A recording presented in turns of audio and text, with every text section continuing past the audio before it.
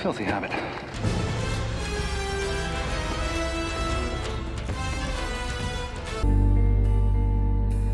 Darling, I'm killed.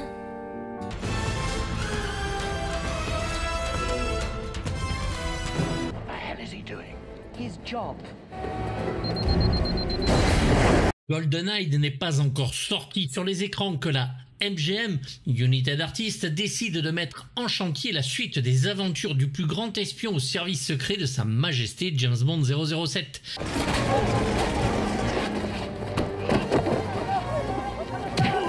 Ils veulent même une sortie pour décembre 1997, ce qui sera le cas, soit 2 ans après le film précédent, à l'ancienne. Seulement voilà, c'est une autre paire de manches que les films des années 60 et les embûches vont vite se retrouver sur le chemin de la production.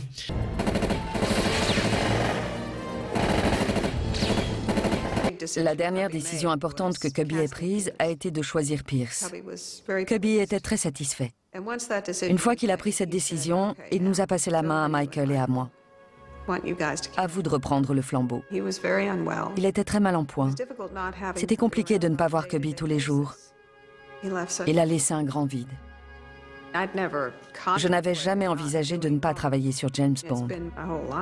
C'était ma vie. Je crois que Cubby était rassuré de savoir que Bond continuerait et que son héritage se perpétuait.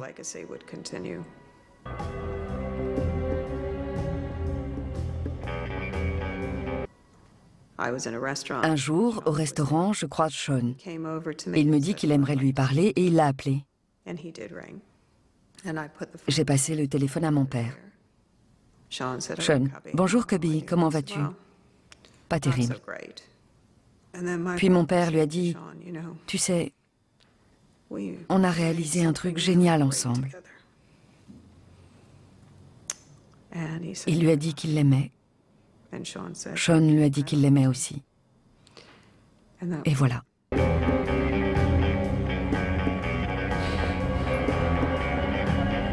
And I thank the Academy for allowing a farm boy from Long Island to realize this dream. The man who brought James Bond to the big screen, the producer Cubby Broccoli, has died at his home in Hollywood. He was 87. Il nous a dit, je sais que vous êtes très inquiet pour votre vieux papa, mais sachez que j'ai eu une vie formidable et que je ne regrette rien. Il avait fait ce qu'il voulait, il était avec sa famille, ça lui suffisait. C'est le premier film depuis la mort d'Albert R. Broccoli, producteur historique de la saga depuis James Bond 007 contre Dr. No en 1962. Il était de très bons conseils. Il me disait, surtout, ne les laisse pas tout foirer. L'univers fabuleux de James Bond existe. Fais en sorte que cette équipe formidable reste. Il nous a donné confiance en nous-mêmes. Et il est encore avec moi. Tous les jours.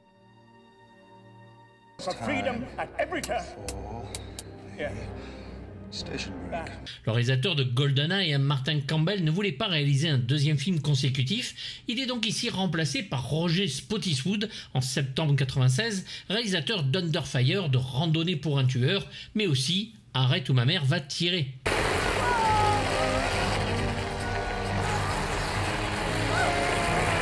You can't be frightened. I just did it. We're coming down, the face of Jonathan Pryce. From his eyebrows down to his chin, down to his chest, and every day it's like, you mean we're still traveling on his face? A lot of fingers were crossed that day. They know how to do it. They're both incredibly physical. And I suspect there was a little bit of, I'm not flinching if you're not flinching. You're being pulled up and come down.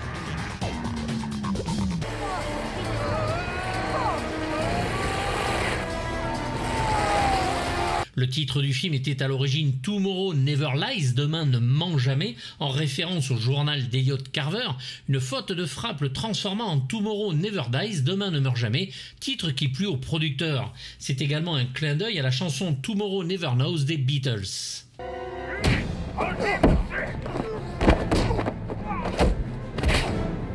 Cela va donc donner une des productions les plus courtes de la saga et histoire de bien commencer, leur studio qu'ils ont construit pour GoldenEye, comme je l'avais expliqué dans la vidéo sur le film, leurs studios sont pris pour le tournage de la prélogie Star Wars et les studios Pinewood n'ont pas assez de place pour l'envergure du film.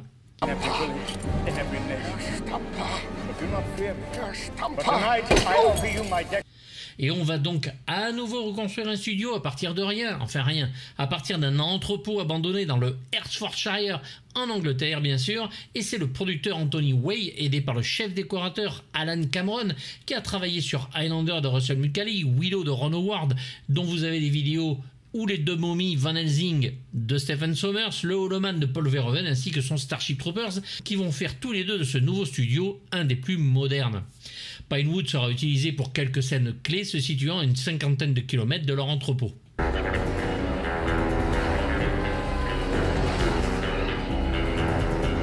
Pour la première fois aussi de la saga Bond, le choix de tourner à l'étranger à la va-vite va poser de sérieux problèmes et être loin de la source de plaisir qu'il y avait eu sur les films précédents. Prévu tout d'abord au Vietnam, le gouvernement se ravise au dernier moment et annule la permission de tourner là-bas alors que l'équipe se préparait à embarquer dans l'avion.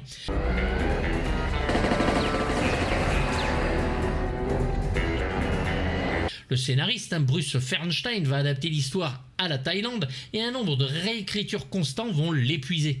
Basé sur aucune œuvre de Ian Fleming, l'histoire prenait base au départ sur la rétrocession de Hong Kong à la Chine qui avait eu lieu en juillet 1997. Don't get any ideas. I'd never dream of it. Donald E. Westlake avait écrit l'histoire sur ce sujet mais du coup abandonne, et Fernstein, qui a écrit GoldenEye, reprend les rênes en s'inspirant de son passé journalistique. Mais plusieurs mains vont passer dessus, comme Nicolas Meyer, oui, l'homme de C'était demain ou Star Trek 2, dont j'avais fait les vidéos pour les deux, Dan Petrie Jr. et David Campbell.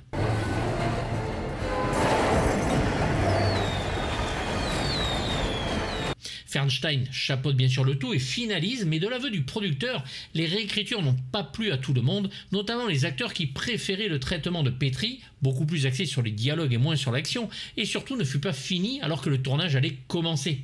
La Thaïlande est donc choisie, Fernstein s'épuise à écrire sur le lieu même afin de rendre sa copie et que les scènes puissent être tournées, et histoire d'enfoncer le clou, Pierce Brosnan se blesse pendant une séquence de combat.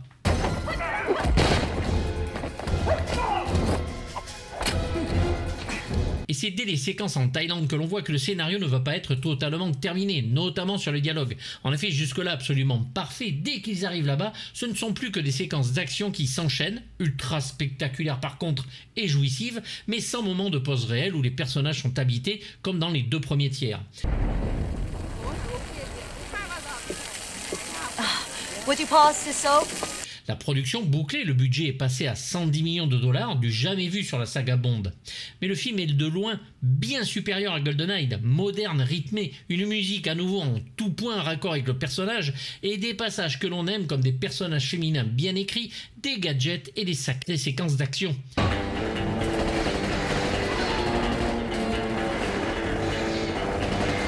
Chaque centime est à l'image comme l'a toujours fait Albert Broccoli et que sa fille Barbara et Michael J. Wilson veulent absolument perpétuer. Les acteurs choisis sont parfaits jusqu'au second voire tiers rôle, ce qui rend le film encore plus attrayant.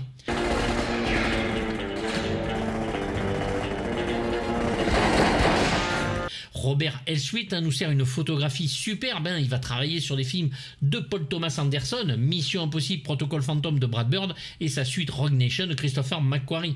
La très bonne séquence pré-générique sera filmée par la seconde équipe qui commence le tournage sous la direction de Vic Armstrong, responsable des cascades et grand cascadeur lui-même ainsi que sa femme, le 18 janvier 1997 à Peyresourde sur l'altiport de Peyresourde-Ballestas dans les Hautes-Pyrénées.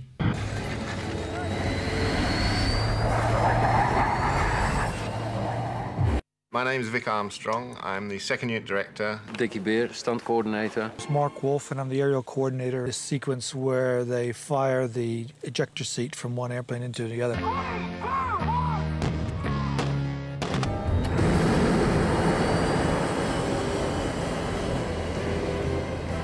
Start racing along here. He will then taxi down this really steep runway.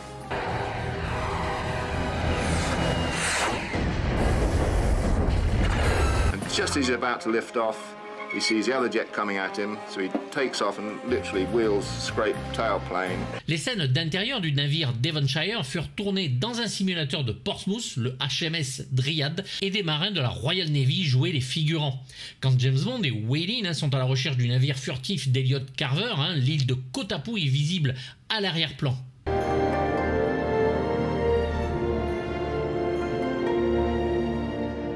Connue dans la région comme l'île de James Bond, elle abritait l'antre de Scaramanga dans L'Homme au pistolet d'or.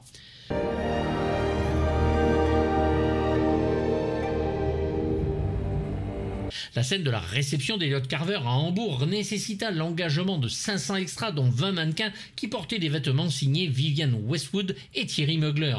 Another new banker. I seem to collect them. Tell me, Mr. Bond. Well, there were 500 extra to fill the space. We did a kind of product placement thing. Barbara Broccoli gave us permission to use real models to wear the stuff. I don't believe we've met. Elliot Carver. Whaling.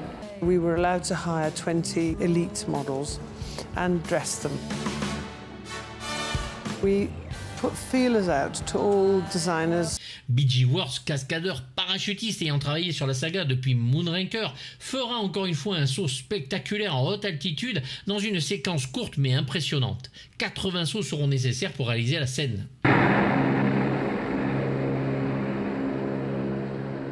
Whenever you release parachutes above the water, you always have the problem that you might smack in the wrong way. There's a chance that I might get tipped over, smash my face, the tanks might come up and I start to pull my harness off. So there's a chance I'm going to get bruised or something like that, or hit the water so hard that I get smacked around. But we just sort of take that risk, and I know there's going to be good safety people there right after I land.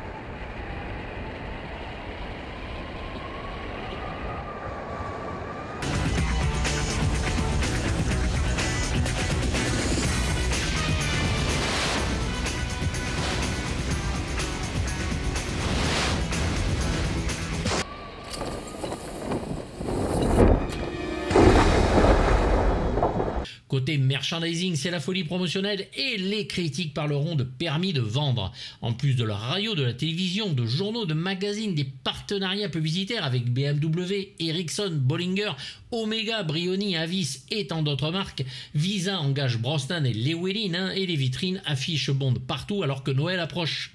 Corgi Toys propose toujours l'Aston Martin et BMW des voitures et motos en édition limitée.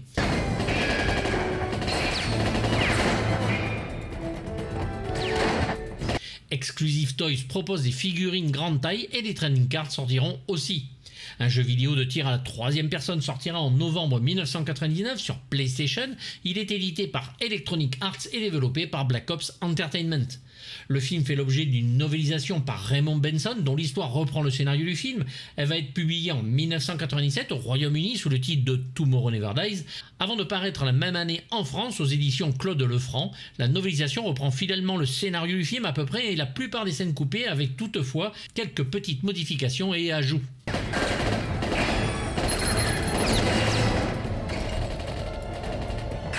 L'avant-première, comme d'habitude, se passe encore à l'Odeon Theatre, mais un vaisseau de taille attaque la sortie du film. En effet, le Titanic de James Cameron sort à quelques semaines d'intervalle. Mais la bataille n'aura pas lieu. Malgré le tsunami de Titanic, Demain ne meurt jamais emporte quand même 340 millions de dollars au box-office, dont 125 aux États-Unis et plus de 3 500 000 entrées en France. C'est légèrement moins que GoldenEye à 16 millions près, mais qui avait moins de concurrence. Demain ne meurt jamais, par contre, reste le film le plus vu aux États-Unis. Bond reste donc insubmersible, lui.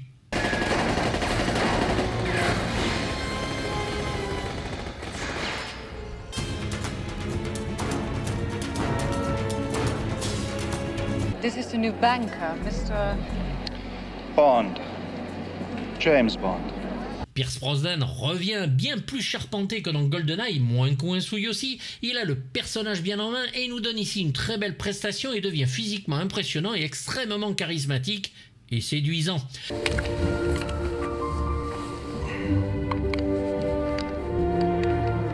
La scène où Bond s'assoit, un verre à côté de lui, avec son arme à la main, attendant un éventuel assassin, est superbe et ressort réellement dans le film en nous rappelant celle de Dr No, Sean Connery attendant de la même façon son assassin, le professeur Dent.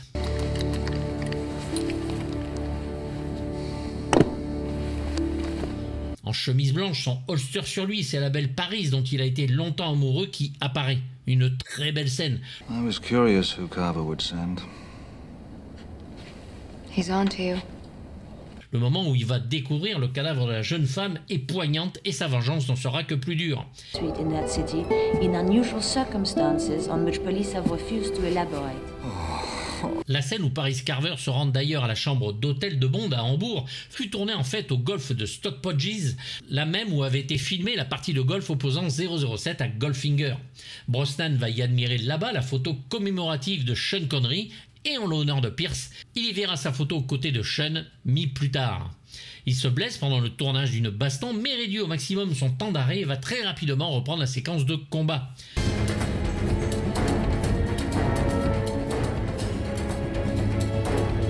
Pierce Brosnan s'entraîne presque tous les jours, un cuisinier personnel imposé pour éviter les excès. Lui est heureux du film, mais trouve dommageable le trop plein d'action sur la fin, même s'il espère un John Woo, un McTiernan ou un Tarantino à la mise en scène des prochains, chose impossible puisqu'il faut être britannique pour en réaliser un. Jesus, it's the missing encoder. How the hell did you get there? Il est aussi plaisant de le revoir en uniforme dans la Royal Navy. Ce n'était plus arrivé depuis L'espion qui m'aimait en 1977. Et c'est toujours Emmanuel Jacobi qui le double ici.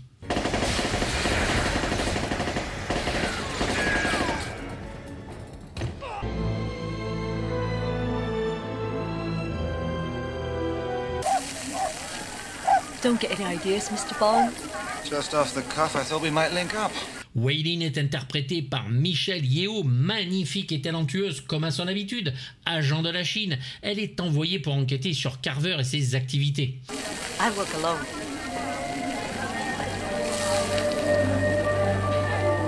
Bond et elle se croisent plusieurs fois et Lin a souvent le dessus, laissant 007 en mauvaise posture. C'est une solitaire et Bond tente quand même de se rapprocher d'elle et vont finir par s'associer alors qu'elle préfère travailler seule. You seem to have developed a certain attachment to each other. Hopefully, not for long. Il va essayer son charme sur elle, bien sûr, mais sans résultat, jusqu'à la fin, où les deux agents, sûrement poussés par une belle dose d'adrénaline, se lâchent enfin. Let's stay undercover. Experte en arts martiaux, c'est un bonheur de la voir défoncer les culs de ses agresseurs dans sa planque où agilité, réflexe et coups bien placés nous réjouissent.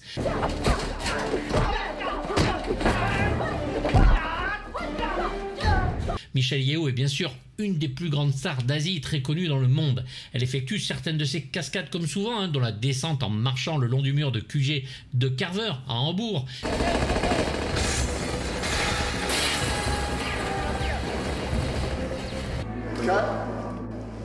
Michelle's knowledge of martial arts provided her with the background to deal with the physical demands of production. You know, Michelle Yeoh is a star in her own right in the Asian community in Hong Kong, and she's spectacular at what she does. A lot of the action sequences where it's hand-to-hand combat, I'm able to do everything.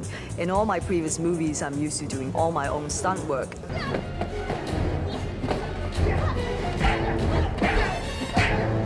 Red light, action! One of the key action sequences in Tomorrow Never Dies required Michelle's previous stunt experience and her vast knowledge of fight choreography. I think I'm most excited about that particular scene is because it's my own little fight sequence. Most of the time you're just concentrating on giving your best, and then hopefully everything around you is also working in that same direction.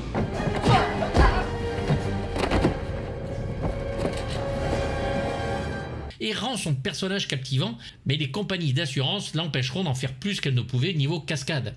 D'origine malaisienne, c'est avec ce Bond qu'elle connaît vraiment la gloire et la reconnaissance mondiale, bien qu'extrêmement connue des fans de cinéma HK. So we should finally have an interesting, grown-up woman in it, just wonderful, voluptuous babes. We really wrote the role for her. She's not a bimbo. We wanted an agent. A Chinese 007. Bond balance equal in different ways. It depends whether your mission is peace or revenge. This is about stopping a war.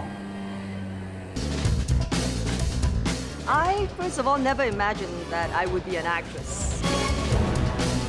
My background started from ballet and dance. I only started to do martial arts since about 12 years ago when I did my first action movie. She's beautiful and she's striking and strong and amazing physically. Ici, elle est parfaite, l'alter ego de Bond, peut-être même meilleur. Elle enchaînera sur Tigre et Dragon d'Ang Lee, Mémoire d'une geisha de Rob Marshall, Sunshine de Danny Boyle, et en 2023 va obtenir l'Oscar de la meilleure actrice pour le rôle d'Evelyn Wang dans Everything Everywhere All at Once, devenant ainsi la première actrice asiatique à remporter la récompense. Elle jouera bientôt dans le Avatar 3 de James Cameron. I always wondered how I'd feel if I ever saw you again. Paris Carver, femme de l'antagoniste, est interprétée par Terry Hatcher, toujours superbe.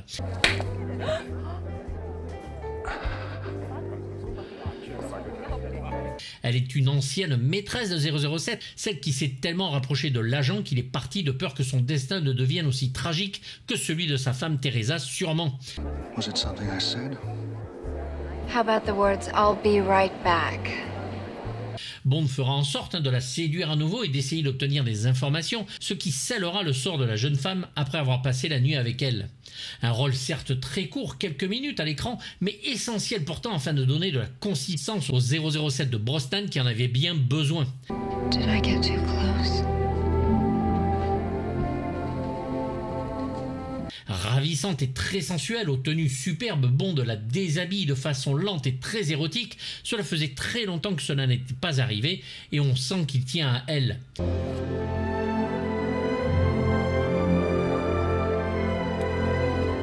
Sa mort est clairement causée par Bond et sa relation avec elle, et c'est tragique. Il va encore devoir vivre avec. Terry Hatcher a accepté entre autres le rôle de Paris Carver pour réaliser le fantasme de son mari d'être marié à une James Bond girl. Why did you marry him? He told me he loved me. Oh, sounds good. It's rare that there's somebody in his life that has any emotional connection. I said if you're going to put a woman in my arms this time, make it someone who counts. Make it someone from his past who he loved. Do you know I used to look in the papers every day for your obituary? Well, I'm sorry I keep disappointing you. You know, my husband said, oh, you have to do it because I have to live out my fantasy of being married to a Bond girl, you know? So I figured the very least I could do was for my husband, I could give him that so that when we're 80, he can go, but she was a hot cookie. She used to be a Bond girl. Did I get too close for comfort? Yes. Enceinte de 3 mois, elle va le cacher à la production de peur de perdre le rôle. Terry Hatcher est très connue pour ses 2 rôles de séries télévisées que sont Lois Lane dans Lois et Clark, les nouvelles aventures de Superman, et Susan Meyer dans Desperate Housewives. Au cinéma, elle est la sœur de Tango dans le Tango et Cash d'Andrei Konchalovsky, et on la voit dans le Vengeance froide de Phil Joannou où elle s'y découvre en nudité frontale. Moi, je n'étais pas prêt. A coroner has been called for and is expected to deliver his full report within the next 3 days. Lors de la scène de sa mort, elle profita de ce moment pour se reposer du tournage de Lois et Clark.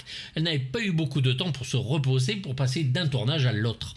En mars 2006, elle a révélé au cours d'un entretien à Vanity Fair qu'elle avait subi des abus sexuels à l'âge de 5 ans. L'auteur des attouchements, Richard Stone, était à l'époque marié à l'une de ses tantes. C'est le suicide à 14 ans d'une autre victime de ce Stone qui a poussé Terry Hatcher à révéler ces faits. Stone plaidera coupable pour 4 chefs d'accusation de maltraitance infantile et sera condamné à 14 ans de prison.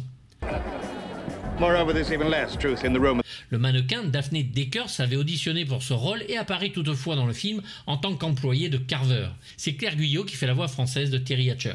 Words are the new weapons. Satellites, the new artillery. And you become the new Supreme Allied Commander?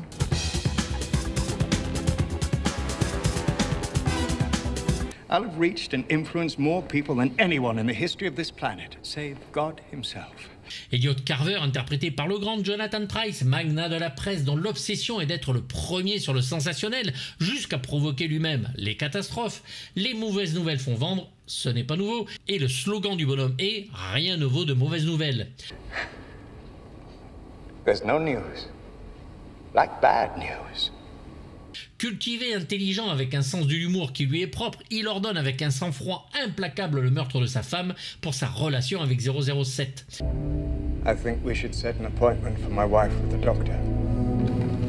Il est un mégalomane, hein, comme tout grand méchant de la saga, mais ici il assume pleinement, étant parfaitement conscient de son pouvoir via l'influence qu'il a dans les médias. We've lost power. We're off the air. We're off the air.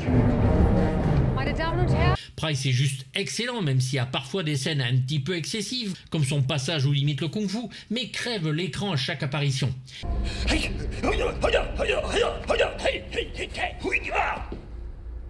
Il reste quand même un des meilleurs méchants de la saga, et même s'il n'a pas de réel QG, hein, si ce n'est son bateau furtif, on le considère quand même comme très bon. Le personnage est inspiré de plusieurs hommes d'affaires et magnats des médias. Une référence à la saga Star Wars dont on fêtait les 20 ans est faite dans le film et plus précisément à l'Empire contre-attaque. En effet, Elliot Carver cite les unes de ses prochaines éditions, dont l'une est l'Empire contre-attaquera, et ajoute « J'aime beaucoup ce dernier titre et il n'est même pas de moi ». I rather like the last one. It isn't even mine. I never believe what I read in the press anyway. Jonathan Pryce a un nombre considérable de rôles parfaits, hein, dont le Sam Lowry, bien sûr, du Brésil, de Terry Gilliam, avec qui il va souvent collaborer, le gouverneur Swan dans Les Pirates des Caraïbes de Gore Verbinski, et l'un des pires fumiers de la télévision en grand moineau dans la série Game of Thrones. Jean-Luc Kaiser le double parfaitement ici. Mr. Gupta, is the missile ready to fire? Press the magic button, Beijing disappears. Henry Gupta est un technoterroriste interprété par l'acteur Ricky Jay, considéré comme l'un des meilleurs prestidigitateurs au monde. Il a travaillé en tant que consultant tour de magie sur de nombreux films, dont L'Illusionniste. C'est lui qui gère les aspects scientifiques du plan de Carver, qui veut déclencher une guerre entre la Chine et la Grande-Bretagne. Il peut tout pirater, mais sera abattu par Carver. Mr. Stamper is a protégé of the late Dr. Kaufman, who was schooling him in the ancient art of chakra torture. Alors voilà un homme de main comme on les aime, un Stamper, un mastodonte ressemblant à un Dolph Lundgren psychopathe interprété par Götz Otto. C'est un arien chef de la sécurité chez Carver qui prend beaucoup de plaisir dans le meurtre et la torture. Il est grand, blond, beau, l'archétype même du méchant de la saga qui nous rappelle le Red Grant joué par Robert Shaw dans Bon baiser de Russie. Drop it, Mr. Bond, or I drop your friend. It's over, Stamper. Il est vrai que son rôle est écrit sans finesse, très monolithique, et le peu que l'on apprend est qu'il fut l'élève du docteur Kaufman, tortionnaire lui aussi. I owe you an unpleasant death, Mr. Bond. On a vu l'acteur en garde SS dans la liste de Schindler de Steven Spielberg, Roland dans le Beowulf de Graham Baker, le Sturmbannführer SS Otto Gunsch dans La chute de Olivier Hirschbiegel et même Yadoutaf dans le Astérix et Obélix au service secret de Sa Majesté de Laurent Tirard, c'est dire. Emmanuel Curtil et sa voix française. My name is Dr. Kaufman. I am an outstanding pistol marksman. Take my word for it, yeah? Le docteur Kaufman, justement, est parfaitement interprété par Vincent Schiavelli, divertissant et mémorable en assassin à la renommée mondiale et meurtrier de Paris, et avec un accent à couper au couteau, c'est drôlissime. But now I'm afraid, Mr. Bond, that our little... Ah, Stamper! La torture est un hobby et il aime son métier de tueur, ce dont il se vante dans une scène de tension entre Bond et lui, excellemment écrite où l'acteur y est brillant et drôle. Il est utilisé juste ce qu'il faut et Bond va l'abattre froidement. Wait, I'm just a professional doing a job. Me too.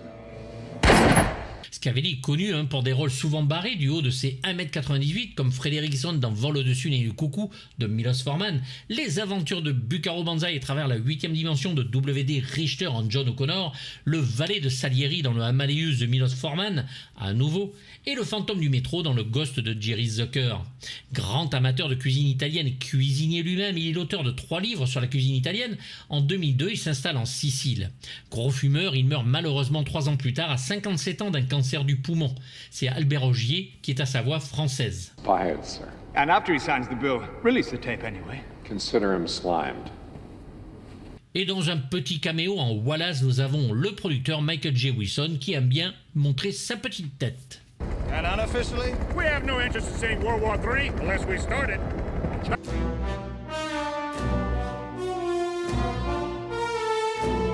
He didn't even say goodbye. Jack Wade revient ici, toujours sous les traits de Jodon Baker et dont j'avais parlé sur GoldenEye et Tuer n'est pas joué, même si sur ce dernier, c'était pour un autre rôle. Excentrique et presque drôle dans GoldenEye, ici il n'est qu'un vague bouffon, encore moins crédible en agent de la CIA qu'une Andy Valo avec sa chemise hawaïenne que seul Tom Selleck en Magnum pourrait porter avec classe et un chapeau d'un ridicule à faire blêmir tous les interprètes précédents des Felix Leiter autrement plus classe. Le regard de Bond sur sa tenue en dit long. Il n'apparaît heureusement que peu de temps, 1 minute de plus et j'aurais rendu mes repas de l'année précédente, même ceux ayant disparu au fond de la cuvette. Oui, je suis dur, mais ce personnage n'a rien à foutre là, et c'est Henry Lambert qui a le malheur de doubler ce personnage très vite oubliable. My goal is to prevent World War III, Admiral. And I don't think sending an armada into the recovery area is the best way to do it. Considérée au Royaume-Uni comme l'une des plus grandes actrices de théâtre de l'après-guerre, elle a interprété autant de rôles classiques que de personnages modernes. Actrice shakespearienne avant tout, Judi Dench revient en M, encore plus impressionnante que dans GoldenEye. C'est elle qui contrôle les militaires et les empêche de passer à l'action, ayant pleinement confiance en son agent sur le terrain, 007. Elle n'a que 48 heures pour résoudre la crise et va ordonner à Bond de tout faire pour réussir sa mission, même aller jusqu'à séduire son ancienne maîtresse Paris. Use your relationship with Mrs. Carver if necessary. I doubt if she'll remember me. Remind her. Tous les moyens sont bons pour obtenir les informations qui sont nécessaires. I didn't realize it was public knowledge. Queen and country, James. La scène de la limousine, rapide et extrêmement bien exécutée, la montre encore une fois froide et implacable, mais professionnellement au taquet. Bref, c'est toujours un réel bonheur de l'avoir joué ce rôle iconique, d'autant qu'elle n'hésite pas à montrer son inquiétude pour James Bond dès le début du film. Liliane Godet officie sur sa voix, et les petits rapports qu'elle a avec l'amiral sont un petit bonheur, mais j'en parle après. I'll be there in an hour. Make that 30 minutes. Miss Moneypenny, encore une fois, sous les traits de Samantha Bond, a enfin un peu d'intérêt par une écriture de son personnage soigné. Revigorante, elle est ici parfaite, et bien que son passage sur le film soit très court, elle interrompt James en pleine séance de langue, et sa réplique est juste magique. You always were a cunning linguist, James. Don't ask. Don't tell. C'est Brigitte Virtudes qui fait sa voix française. Will you need collision coverage? Yes. Fire? Probably. Q est toujours là, bien que proche de la retraite, le prochain film de la saga sera son dernier, et c'est toujours Desmond Llewellyn qui joue son rôle. On le voit à l'aéroport de Hambourg, déguisé en employé d'avis, loueur de voitures. Property destruction? Definitely. Personal injury? I hope not. Il lui livre sa BMW et demande à Bond, lors d'une séquence très drôle qui était d'ailleurs reprise dans la bande-annonce, s'il veut assurer la voiture contre les accidents et autres problèmes, ce que Bond répondra bien sûr par l'affirmative à toutes les demandes.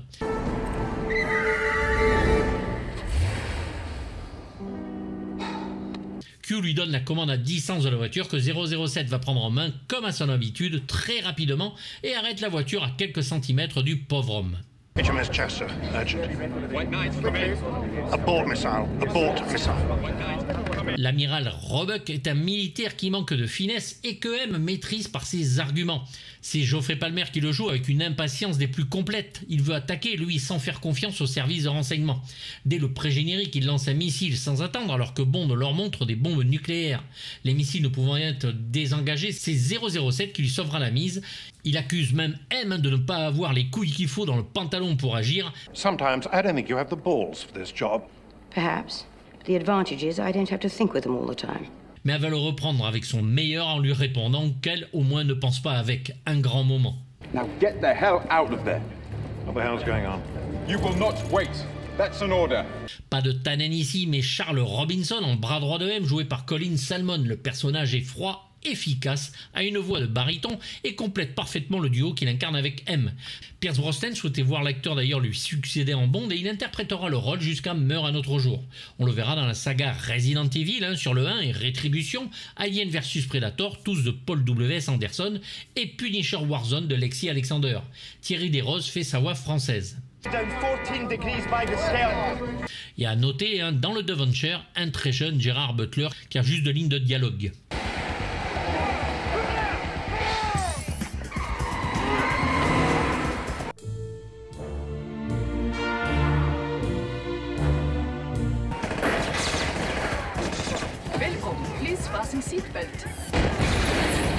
Côté voiture, on reste sur BMW bien sûr, encore ici avec la 750 IL, véritable arsenal sur roue, avec missiles, pneus increvables, scies pour couper câbles ou autre, bien sûr une carrosserie et vitres par balle, un système de défense à haut voltage, des grenades magnétiques aveuglantes ou lacrymogènes, un éjecteur avec des pointes d'acier et un mini coffre-fort dans la boîte à gants.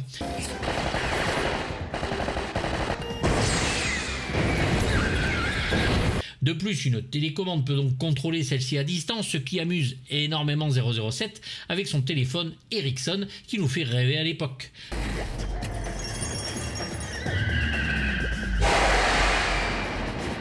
Bond, par un système vidéo, y voit l'avant et l'arrière de la voiture.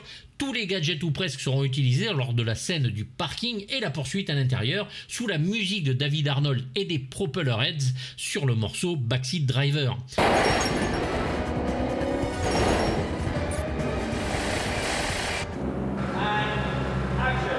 To shoot one of the key action sequences in Tomorrow Never Dies, the filmmakers took the BMW and, in the spirit of Bond films from the past, packed it full of high-tech gadgets and modified it to their exact specifications, which allowed a hidden driver to steer the vehicle from the back seat. Once the car was redesigned and ready for the cameras, director Roger Spottiswoode and second unit director Vic Armstrong were able to create a car chase to beat all Bond car chases.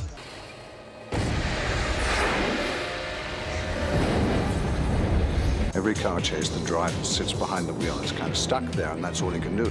Here we go, stand by. That's good. Yeah. Because of this great Q device, Bond spends the entire chase in the back of the car.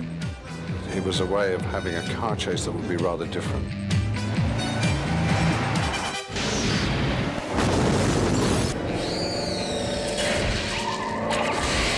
Reminder, unsafe driving will void... We probably wrecked 4 or 5, totaled them. And I had about 8 or 9 that were good. We had 17 at our disposal, tremendously fast, those cars. But I think that added to the excitement in the chase because all the time you never see anybody's head in there unless it's Bond and he's in the backseat anyway, so he can't be driving.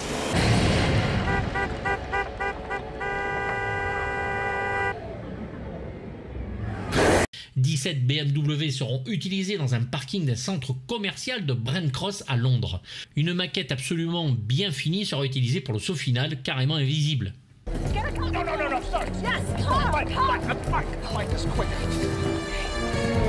La moto BL est encore une BMW, une R1200 qui sera utilisée dans une superbe séquence d'action où Bond et Wei-Lin sont poursuivis par énormément de bagnoles et notamment un hélicoptère dans les rues de Saigon.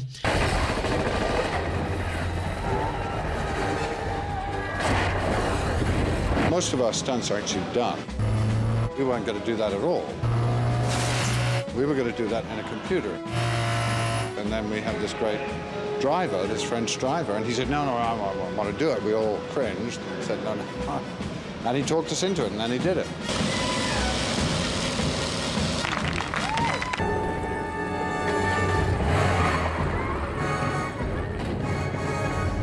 Originally, I was thinking of doing it optically, i.e. flying it along cables and everything else.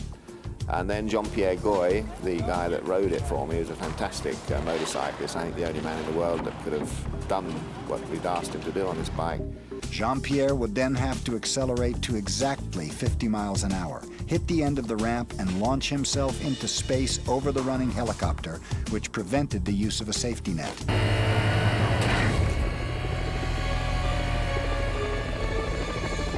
To cushion his landing, hundreds of cardboard boxes were stacked 3 stories high, which would hopefully bring Jean-Pierre and the heavy BMW motorcycle to a safe stop.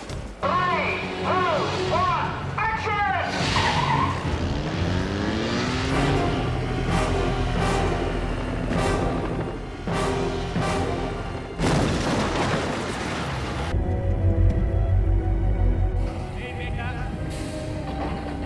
Le bateau furtif et QG de Carver est un navire militaire indétectable, donc il peut lancer des missiles afin de faire croire aux deux pays que l'un tire sur l'autre et qui déclencherait les hostilités.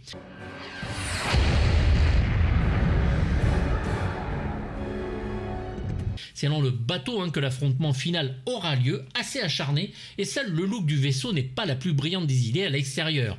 L'intérieur, lui, créé par Alan Cameron, est beaucoup plus intéressant.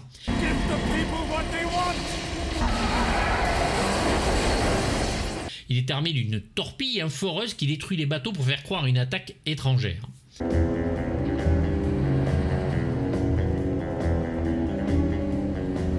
L'Aston Martin DB5 fait une courte apparition quand même.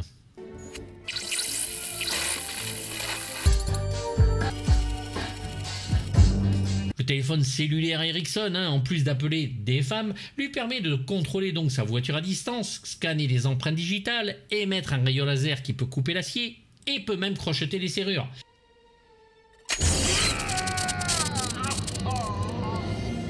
Il peut même électrocuter quelqu'un comme le Dr Kaufman qui en fera les frais avec 20 000 volts dans la tronche.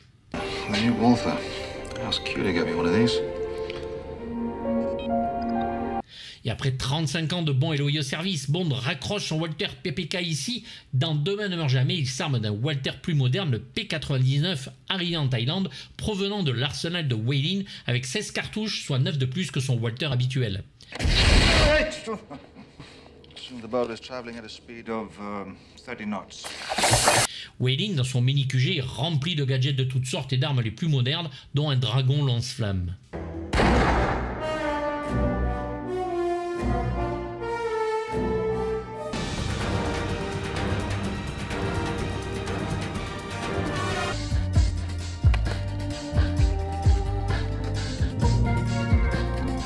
Mais quel bonheur, quelle joie, quelle jouissance pour les mélomanes du monde entier, fans de musique de film et bien sûr encore plus pour les fans des scores de James Bond. Après l'énorme horreur d'Eric Serra avec l'arrivée de David Arnold à la musique, et l'on est rassuré dès le gun barrel.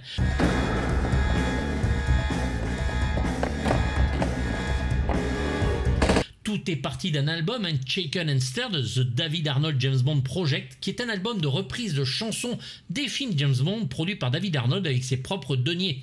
John Barry, compositeur historique de la saga, va féliciter David Arnold pour son travail. Je le cite, « Il a été très fidèle au contenu mélodique et harmonique, mais il a ajouté une toute autre fraîcheur rythmique et un casting intéressant en termes d'artistes choisis pour faire les chansons. Je pense que c'est un album énorme, je suis très flatté. » Barry va influencer le choix d'Arnold auprès des producteurs qui vont l'engager. And when David Arnold updates the theme, he throws a little techno into the mix, making Bond not only orchestral but also electronic. There's a real excitement about doing Bond music. Musicians really get fired up for doing that, because it's creating a little piece of sort of popular history. To say that you're doing a Bond movie, it's like it still means something.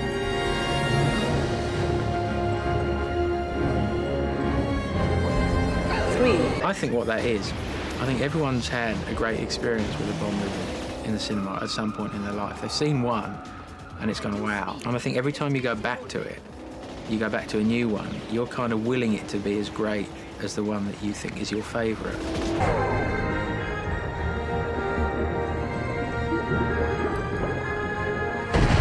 John Barry va même envisager de revenir sans jamais s'entendre avec les studios. David Arnold ne va pas démériter, bien au contraire, il va composer cette musique comme si les producteurs n'allaient pas le réengager derrière. Il va tout donner et cela s'entend. In a way, I'm writing the music for this film the way I'd want to hear it if I was just a fan going to see it in the cinema. And for me with the music, it's like I know how important the music was when I heard it and how overwhelmed I was with it. But I thought this, it's a really good chance to do something sort of contemporary and exciting and sort of rhythm driven.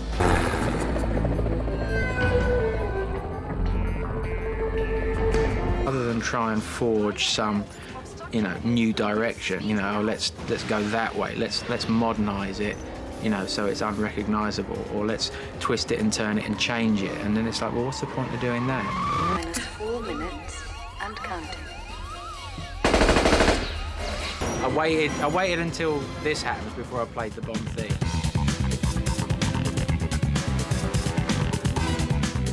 When you advertise a movie, you promise something, and when you go and see it, you have to deliver it. Énergique et riche en ambiance, c'est une des meilleures musiques de la période moderne, voire de la saga, et rend hommage à John Barry assez souvent par ses mélodies superbes et ses cuivres soutenus, hurlant presque le thème, et un orchestre en forme et énergique avec un petit peu d'électronique derrière, les années 90 étant la période pour.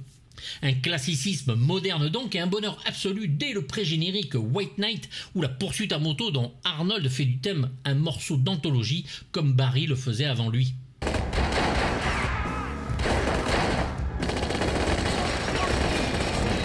Je vous conseille d'écouter les deux morceaux, Hamburg Break-In et Hamburg Breakout, dignes des meilleurs morceaux de la saga. David Arnold est fan des James Bond et de John Barry, assurément, il l'a toujours dit, il va même proposer une chanson-titre. La chanson du générique de début a été choisie après une sorte de compétition entre divers artistes comme Saint-Étienne, Pulp, Sheryl Crow, Marc Almond et David Arnold donc. La chanson de ce dernier, logiquement intitulée Tomorrow Never Dies, est chantée par Kelly Lang et s'inscrit dans la lignée des John Barry, Shirley Bassey de la saga.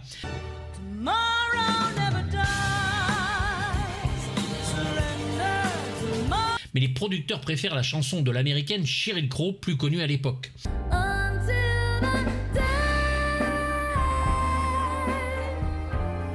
La version de David Arnold est cependant conservée, renommée Surrender et utilisée comme générique de fin. L'album d'origine chez A&M va sortir à la va-vite et ne comportera aucun morceau du dernier tiers, pas encore composé. Puis chez CHA en 2000, une version un peu plus longue, pour finir en double CD enfin chez La La Land en 2022. David Arnold restera jusqu'à Quantum of Solace avant d'être remplacé par le tristouné Thomas Newman, Sam Mendes oblige, et le teuton Hans Zimmer sur le dernier Mourir peut attendre.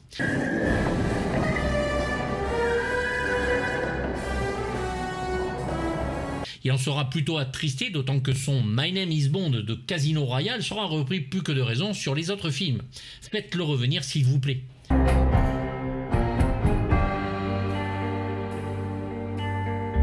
Le générique superbe, encore une fois, de Daniel Kleinman est absolument maîtrisé, érotique comme jamais, et comme le film de son temps, sophistiqué et proche du numérique. We're going to do title sequences to movies, then the Bond title sequence is the great iconographic big one of title sequences. It's an adolescent fantasy, and actually to make it is probably adolescent fantasy come true. What I wanted to get to begin with was this effect that the whole screen smashes open, or like an enormous TV screen that smashes open, and you travel into it, and you travel through a kind of stylized version of what cyberspace might be. Un bonheur, un régal à voir.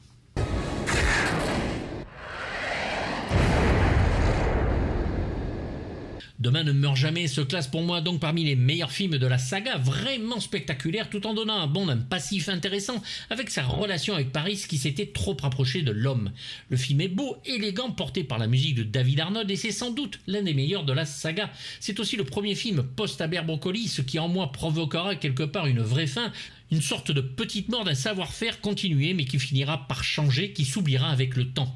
Le film lui est dédié avec amour comme il se doit.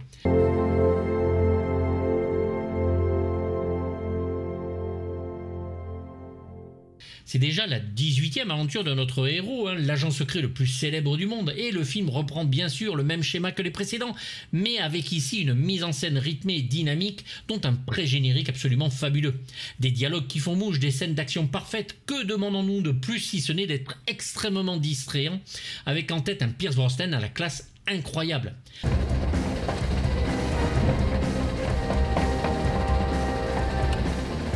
Le film est sophistiqué, même réaliste, n'excède pas 2 heures à la demande du réalisateur à 1 minute près, des personnages clairs contemporains et à l'esthétisme soigné.